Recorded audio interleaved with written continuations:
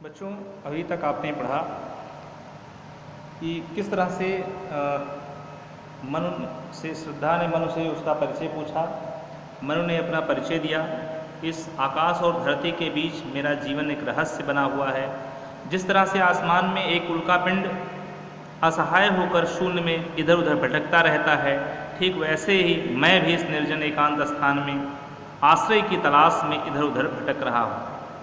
इतना बताने के बाद वह श्रद्धा से, उस सुंदरी से उसका परिचय पूछ बैठता है कि इस निर्जन एकांत स्थान में आखिर तुम कौन हो? कौन हो तुम बसंत के दूत, विरस पतझड़ में अति सुकुमार? मेरे इस नीरस पतझड़ के समान जीवन में बसंत का दूत बनकर आने वाली आखिर तुम कौन हो?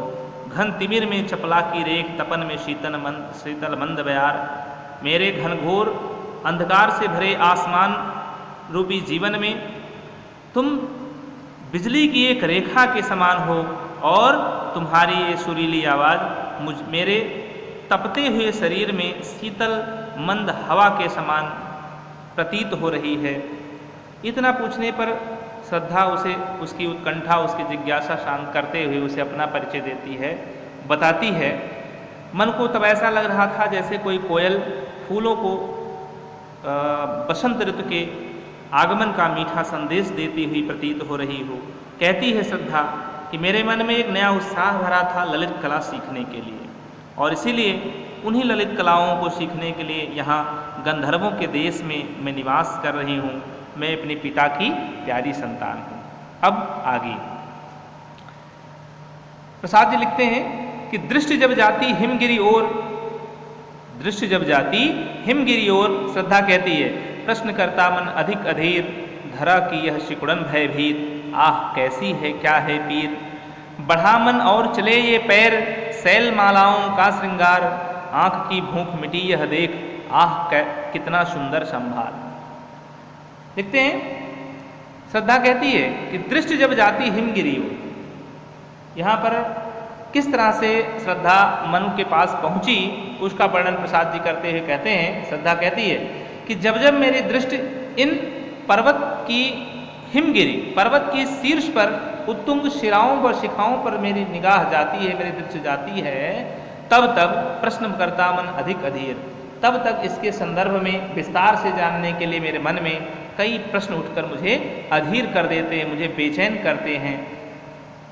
धरा की यह सिकुड़न भयभीत, पृथ्वी की सिकुड़न के समान मन को भयभीत करने वाले, आह कैसी है क्या है पीर। इस हिमालय की आखिर पीड़ा क्या है, इसका स्वरूप क्या है, क्या है पीर, और इसमें रहने वाले लोगों की पीड़ा क्या है, दुख दर्द क्या है। इन सारे प्रश्नों को जानने के लिए मेरा मन अधिक अधीर हो उठता है, और इस प्रकार के कई प्रश्न मेरे मन में हमेशा उठते रहते हैं। फिर कहती है कि बढ़ा मन और चले ये पैर। जब मुझे मेरे प्रश्नों का उत्तर नहीं मिला, उसका कोई समाधान नहीं हुआ, तब मेरे मन ने निश्चय किया कि इस हिमालय क्षेत्र में घूमकर इसके विषय में जाना जाए और चले ये पैर। इस प्रकार मेरे मन का उत्साह बढ़ा और उसी उत्साह में मेरे पैर स्वयं ही इन पर्वत मालाओं का अनुपम सौंदर्य देखने के लिए आगे बढ़ गए। शैल मालाओं का, पर्वत मालाओं का श्रृंगार देखने के लिए, सुंदरता देखने के लिए पैर आगे बढ़ गए। आँख की भूख मिटी यह देख। श्रद्धा आगे कहती है हिमालय में घूमते घूमते मैंने इसके सौंदर्य का जी भरकर पान किया, जी भरकर इसको देखा। आँख की भूख मिटी यह देख। इस हिमालय के सौंदर्य को देखकर, उसकी सुंदरता को, कितना सुंदर संभार, संभार माने होता है संपूर्णता या संपत्ति होता है। तो यहाँ लिखते हैं कि आँख की भूख मिटी यह देखा, कितना सुंदर संभार। कहती है श्रद्धा कि हिमालय में घूमते हुए मैंने इसके सुंदरता का जी भरकर दर्शन किया, जी भरकर इसको देखा, मेरी आंखों की भूख जिससे मिट गई। आह कितना सुंदर संभार। कहती है कितनी अद्भुत है इस हिमालय की सौंदर्य संपदा। ओह, आश्चर्य व्यक्त करती है कि ओह, आहा कितनी अद्भुत है इस हिमालय की सुंदरता, इसकी संपन्नता, इसकी संपत्ति। वास्तव में सुंदरता का यह श्रेष्ठ प्रतिमान माना जा सकता है। यहाँ पर श्रद्धा ये बताना चाह रही है कि हिमालय की पीड़ा जानने के संदर्भ में वह यहाँ पर आई हुई है। हिमालय की धरती की सिकुड़न की उपमा यहाँ बहुत ही सटीक दिखाई पड़ रही है। धरा की सिकुड़न, ऐसा लग रहा है जैसे धरती को सिकोड़ दिया गया तो कुछ भाग ऊपर उठ गया, उसी को हिमालय के नाम से जाना गया। ठीक है,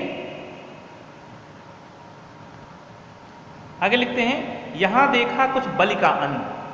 बलि का अन्न क्या है? ये गृहस्थ द्वारा जीवों के कल्याण के लिए प्रतिदिन घर से बाहर कुछ अनाज के दाने रख दिए जाते हैं, उसे हम अन्नप्राशन भी कहते हैं, उसे बलि का अन्न भी कहते हैं। ठीक है, भूत हित रत किसका यह दान। भूत हित यानी जीवों की भलाई के लिए। लिखते हैं, श्रद्धा कहती है, जब घूमते घूमते मैं यहाँ पर पहुँची हिमालय की शोभा देखते हुए, तो यहाँ पर मैंने बलि का अन्न, जीव प्राणियों के भरण पोषण के लिए गृहस्थ द्वारा प्रतिदिन भोजन से निकाले जाने वाले अन्न का अंश बिखरा हुआ देखा, तो मेरे मन में एक जिज्ञासा पैदा हुई, जिसे देखकर मैं चौंक उठी कि भूत हित रत किसका यह दान, कि आखिर जीवों के कल्याण के लिए यह दान किसका है। यानी यहाँ अन्न, इस निर्जन स्थान पर अगर अन्न यहाँ पड़ा हुआ है तो आखिर ये आया कहाँ। इस तरह से मैंने अनुमान लगाया कि आसपास अवश्य ही कोई जीवित व्यक्ति है और उसी बलि का अन्न उसी ने यहाँ पर बिखराया होगा, और मैं इस तरह से ढूंढते ढूंढते उस व्यक्ति को आप तक आ पहुँची।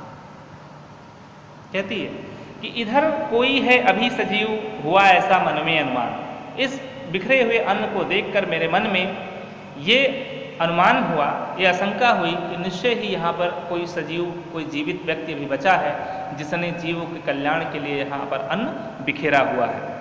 फिर आगे कहती है कि तपस्वी क्यों इतने हो क्लांत। क्लांत माने होता है दुखी। तपस्वी क्यों इतने हो क्लांत, वेदना का यह कैसा वेग, आह तुम कितने अधिक हताश, बताओ यह कैसा उद्वेग। कहती है कि मगर हे तपस्वी, तुम्हें देखकर ये नहीं समझ में आ रहा है कि क्यों इतने हो क्लांत, कि तुम इतने थके हुए, क्लांत, क्लांत माने थका हुआ, इतने थके हुए और उदास क्यों दिखाई देते हो, मुरझाए हुए से क्यों हो। तुम्हारे वेदना का यह कैसा वेग, तुम्हारे मन में यह वेदना का कैसा उद्वेग है, तुम्हारे मन में वेदना क्यों इतनी तीव्रता से उमड़ घुमड़ रही है। ओह आह तुम कितने अधिक हताश, ओह तुम जीवन से इतने निराश क्यों हो, जबकि बताओ यह कैसा उद्वेग, आखिर तुम्हारे मन में यह उद्वेग कैसा है, कुछ तो बताओ। आगे कहती है, यहाँ पर अगर हम देखें तो श्रद्धा का वाक चातुर्य हमें प्रसाद जी के द्वारा दिखाया गया है। बौद्धिक कुशलता, वाक चातुर्य की कुशलता स्पष्ट है। भाषा शुद्ध साहित्यिक खड़ी बोली है। अनुप्रास अलंकार की छटा देखने को मिल रही है।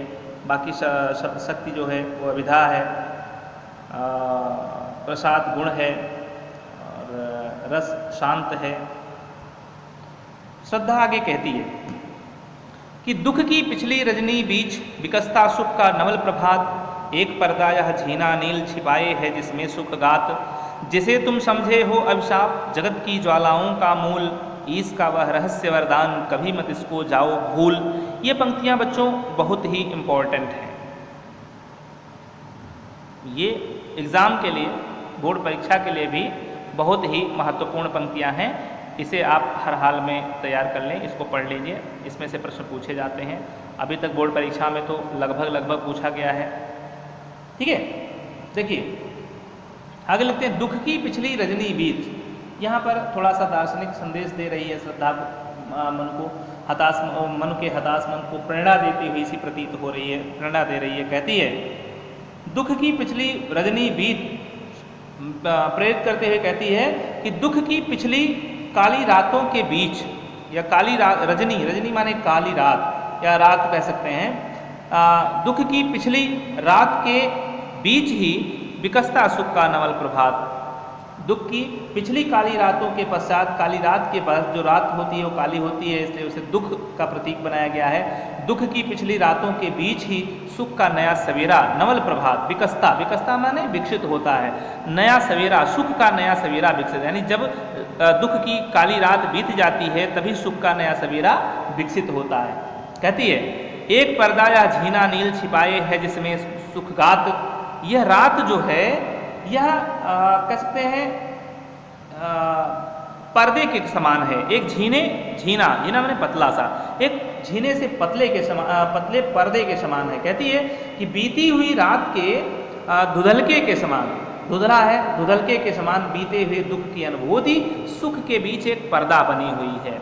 अब जानते हैं जब दुख हमेशा अस्थायी होता नहीं है, दुख आता है जीवन में, वह बीत भी जाता है, लेकिन बाद में उसकी यादें जो हैं धुंधले रूप में हमारे मन मस्तिष्क में छाई रहती हैं। उसी को यहाँ पर श्रद्धा बताने का प्रयास कर रही है कि एक पर्दा या झीना नील, यानी दुख का ये एक पर्दा है। दुख जो है, दुख की याद जो है वो एक पर्दे के समान है, छिपाए है जिसमें सुखगात, जो सुख रूपी शरीर को छुपाए हुए है, सुखमय जीवन को छुपाए हुए है। कहती है एक पर्दा या झीना नील छिपाए है जिसमें सुखगात, बीती हुई रात के धुंधलके के समान बीते दुख की अनुभूत सुख के बीच एक पर्दा बनी हुई है। और समझाते हुए कहती है कि वह पर्दा जो है वो सुखमय जीवन के प्रकट होने का एक पूर्व संदेश भी हो सकता है, एक पूर्वानुगामी हो सकता है। कहती है कि जिसे तुम समझे हो अभिशाप, कहती है कि जिसे तुम समझे हो अभिशाप, जगत की ज्वालाओं का मूल, इसका वह रहस्य वरदान, कभी मत इसको जाओ भूल। कहती है कि जिस दुख को तुम अभिशाप समझ रहे हो, श्राप समझते हो और समझते हो कि जगत की ज्वालाओं का मूल, समझते हो कि वह संसार की समस्त पीड़ा का कारण है, दरअसल इसका वह रहस्य वरदान, वह ईश्वर का एक रहस्यमयी वरदान है। क्योंकि कभी मत इसको जाओ भूल, क्योंकि यही रहस्यमयी वरदान, यही दुख ही, यही पीड़ा ही मनुष्य को सुख के लिए प्रेरित करती है।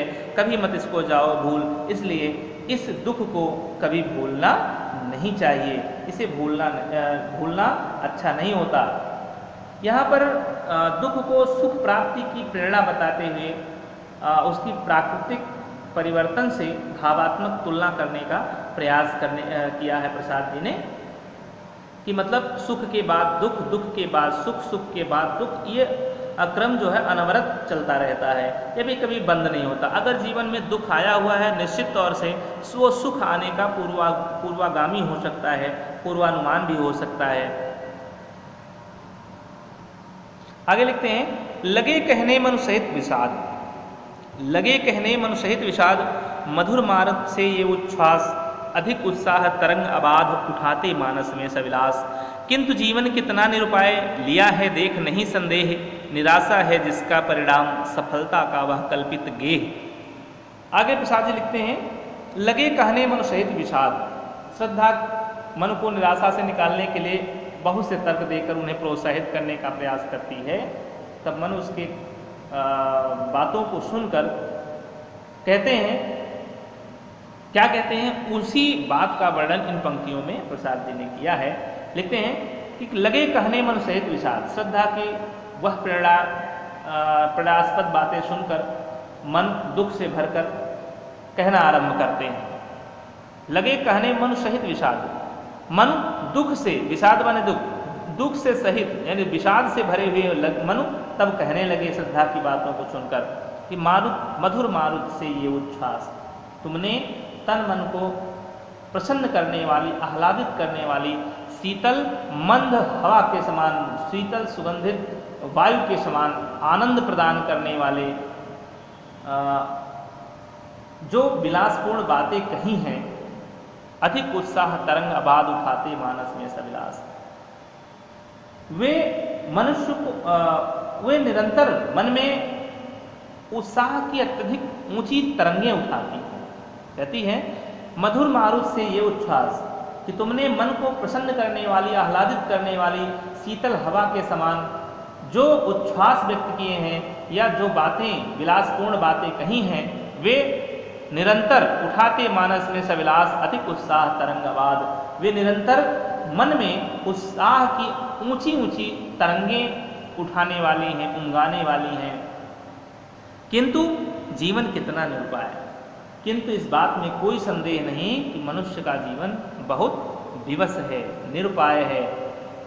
उससे बचने का, विवशता से बचने का उसके पास कोई उपाय नहीं है, उसके हाथ कुछ भी नहीं है, क्योंकि लिया है देख नहीं संदेह, कहता है यह सब मैंने अपने जीवन में अनुभव कर लिया है, देख लिया है, इसमें कोई संदेह नहीं है।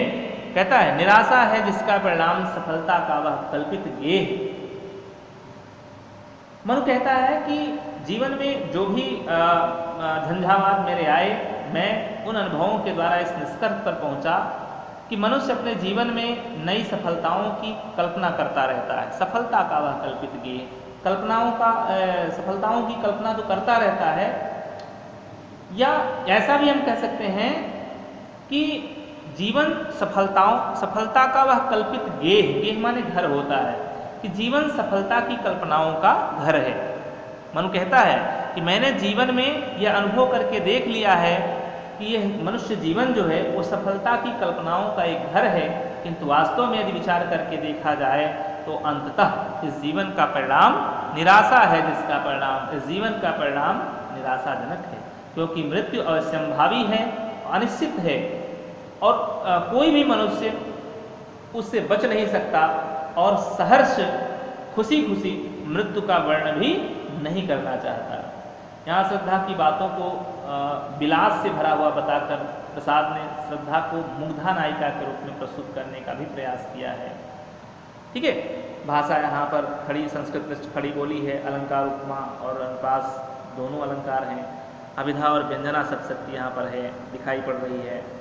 क्या कहते हैं, शैली प्रबंधात्मक है।